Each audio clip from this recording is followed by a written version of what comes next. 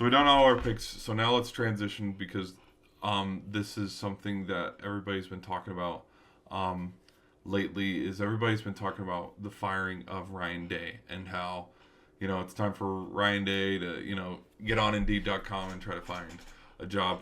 I think I think it's a bit premature for some of I don't know, just some of the it's not outlandish, but like let's not forget that Ryan Day is probably one of the most successful coaches in Ohio State history. Is he one of the greats? No. Until he wins a national title, he won't even be in that conversation because that's a conversation for a totally different time. Because there are two goals, at Ohio State, and they always talk about it, is you got to beat the team up north, and then you got to win the national championship. It's plain and simple. Ryan Day's record against Michigan is now starting to get really loud and glaring, where it's 1-4, and everybody talks. There's that counter where, well, his record against Michigan might be 1-4, but look at his record against all other Big Ten opponents. I think it's only one loss, and I don't think that's counting the Oregon loss, because I wouldn't count the Oregon loss as a Big Ten loss because Oregon's not a Big Ten team. They are a Pac-12 team.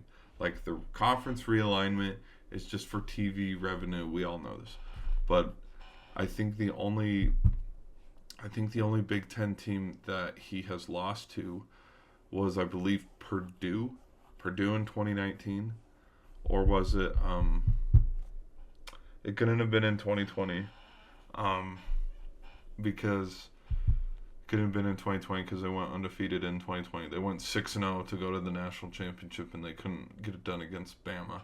But Bama was just a totally different juggernaut that season.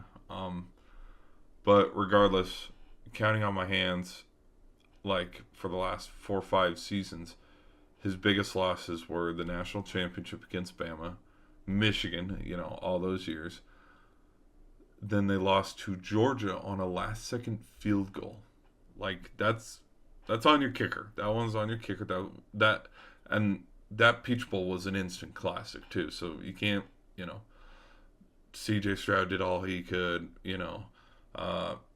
Harrison Jr. he did all he could. Like, that game was phenomenal. But all I can count during the regular season is the Michigan losses, and then that one blip in like week 2 of 2021 where Oregon came into the chute and upset them. I think Mario Cristobal was the coach. I think, was the running back like Travis Dye or something? Like, this was all the way back in 2021. This was before Dan Lanning got there to Oregon. So the Buckeye fans calling for his head and for him to be fired, I think is a little outlandish, because who's going to replace him and have that much productivity, like on the gun and just running straight out of the gate? Because the transition from Urban Meyer to him was so smooth. Like, look how many Big Ten titles they got to. 2. It was actually only 2 now that I think about it. It was 2019 and 2020, because they haven't been since. But I mean, for them to be calling for his head right now is a bit much, because I mean, with how the college landscape is now, where there's a 12-team playoff, you can lose a couple games. Do I think Ohio State's going to be in it even after losing to Michigan this weekend? Yes, they were the number 2 team in the country. They're not going to drop out of the top 15 altogether, not even have a shot. Like, TV ratings, revenue, money, all that. Like, as much as we hate on Ohio State, we're going to want to see Ohio State in the dance, because we'd rather watch Ohio State lose a close one to, let's say, Indiana, or who else is probably going to be there? Georgia, Texas. I'm trying to think of. Did I already say Oregon? Like, we'd rather see Ohio State lose one of those close games than throw a team that's. I mean, a lot of people are making a case for South Carolina to be in there, but we'd rather see an Ohio State loss than South Carolina having to play Oregon and then getting blown out of the water, because Oregon is just such a better team than the Gamecocks, like, overall.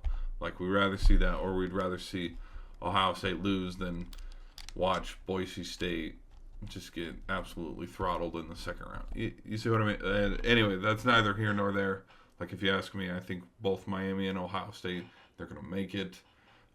They're going to be the 11th or 10th seed. Like, there's going to be some seedings, but again, we have to wait for conference championship weekend to get over, because I think there's just a little bit more craziness to happen.